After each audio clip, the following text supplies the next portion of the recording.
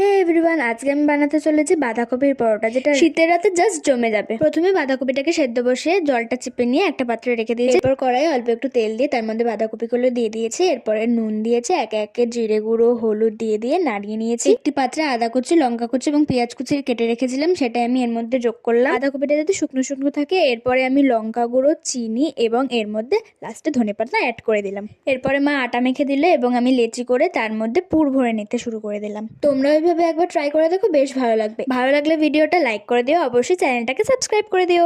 এরপর মুড়িয়ে গোল শেপ করে নিলাম। মা এরপরে আটাটা বেলে নিল, গোল গোল পরোটা করে নিল। পাশে আমি চাটু বসিয়েছিলাম গরম হতে।